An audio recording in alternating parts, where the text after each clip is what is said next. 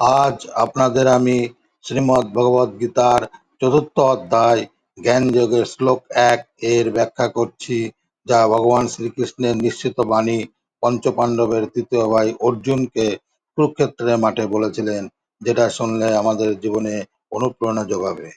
ভগবান কহিলেন,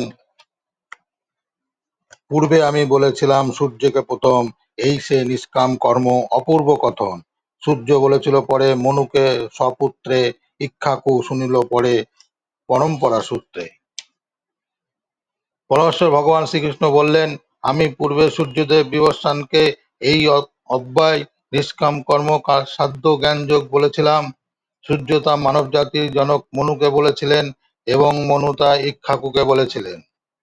এখানে ভগবান ভগবদ গীতার ইতিহাস বর্ণনা করেছেন।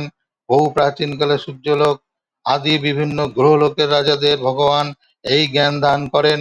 সমস্ত গ্রহলোকের রাজাদের বিশেষ কর্তব্য হচ্ছে প্রজা পালন করা, এবং সেই জন্য তাদের সকলেরই ভগবদ গীতার বিজ্ঞান সম্পর্কে পূর্ণভাবে অবহিত হওয়া প্রয়োজন, যাতে তাদের প্রজাদের পারমার্থিক লক্ষ্যের দিকে তারা পরিচালিত করতে পারেন। তাই ভগবানের কৃপায় এই জ্ঞান লাভ করে প্রাচীনকালের রাজারা মানুষকে কামনা বাসনার জড়বন্ধন থেকে মুক্ত হওয়ার পথ প্রদর্শন করতেন। মানব জীবনের উদ্দেশ্য হচ্ছে পারমার্থিক জ্ঞানের অনুশীলন করা এবং ভগবানের সঙ্গে তার যে নিত্য সম্পর্ক রয়েছে সেই সম্বন্ধে অবগত হওয়া। তাই সকল গ্রহলোকের ও সকল রাষ্ট্রের শাসক বর্গের কর্তব্য হচ্ছে শিক্ষার মাধ্যমে, সংস্কৃতির মাধ্যমে ও ভক্তির মাধ্যমে জনগণকে এই জ্ঞান বিতরণ করা।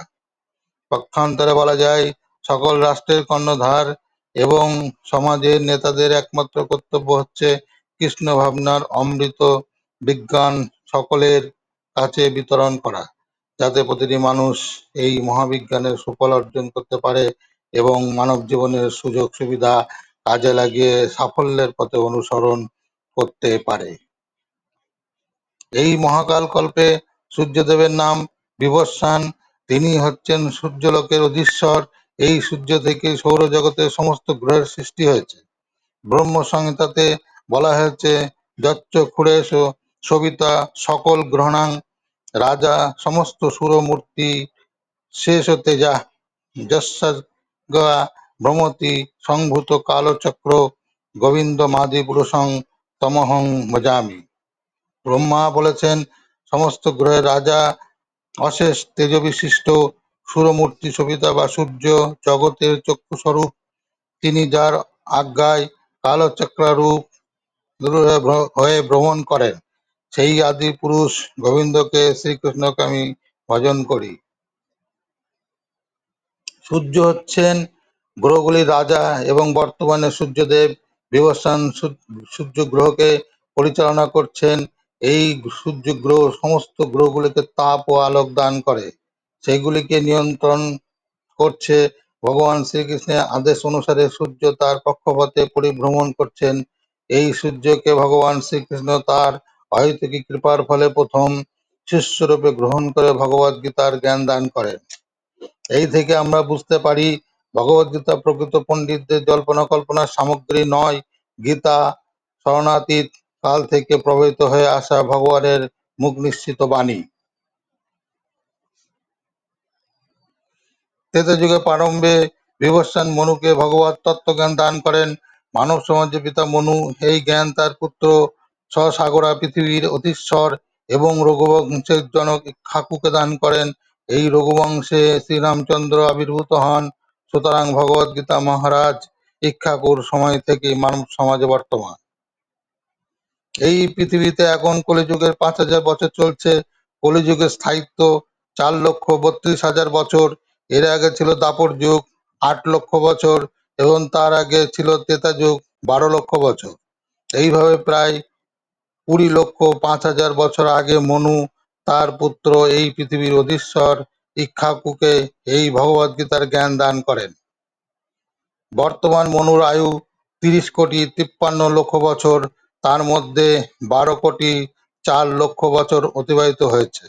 আমরা যদি মনে করি মনুর জন্মের সময় ভগবান শ্রীকৃষ্ণ বিবস্বানকে ভগবদ গীতার জ্ঞান দান করেছিলেন তা হলো গীতার প্রথমে বলা হয় 12,04,00,000 বছর আগে এবং মানব সমাজে এই জ্ঞান প্রায় 20,00,000 বছর ধরে বর্তমান। 5,000 বছর আগে ভগবান এই জ্ঞান পুনরায় অর্জুনকে দান করেন। গীতার বক্তা ভগবান শ্রীকৃষ্ণের বর্ণনা অনুযায়ী এই হচ্ছে গীতার ইতিহাস। ভগবান সর্বপ্রথম এই জ্ঞান বিবস্বানকে দান করেন, কারণ বিবস্বান হচ্ছেন একজন ক্ষত্রিয় এবং সূর্য বংশজাত সমস্ত ক্ষত্রিয়ের তিনিই হচ্ছেন আদি পিতা। ভগবানের কাছ থেকে আমরা ভগবদ গীতা প্রাপ্ত হয়েছি বলে ভগবদ গীতা বেদেরই মতো পরম তত্ত্বজ্ঞান সমন্বিত। এই জ্ঞান অপৌরুষের।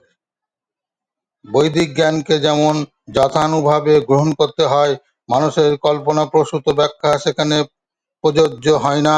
ভগবদ গীতাও তেমন বড় জড়বুদ্ধি প্রসূত ব্যাখ্যার কলুষমুক্ত অবস্থায় গ্রহণ করতে হবে। প্রাকৃত তার্কিকেরা ভগবানের দেওয়া ভগবদ গীতার উপর তাদের পাণ্ডিত্য জাহির করার চেষ্টা করে, কিন্তু তা যথাযথ ভগবদ গীতা নয়। ভগবদ গীতার যথার্থ মর্ম উপলব্ধি করতে হয় গুরু পরস্পরার ধারায়। এবং এখানে বর্ণনা করা হয়েছে যে ভগবান এই জ্ঞান প্রথমে বিবস্বানকে দান করেন, বিবস্বান তা দেন মনুকে, মনু ইক্ষ্বাকুকে। এইভাবে গুরু শিষ্য পরম্পরাক্রমে এই জ্ঞান প্রবাহিত হয়ে আসছে। তাই এই ছিল আজকের ভিডিও। ভিডিওটি ভালো লাগলে ভিডিওটিতে সাবস্ক্রাইব করবেন আর লাইক ও কমেন্টস করবেন। আপনাদের চরণে আমার অসংখ্য প্রণাম রইল। জয় রাধে।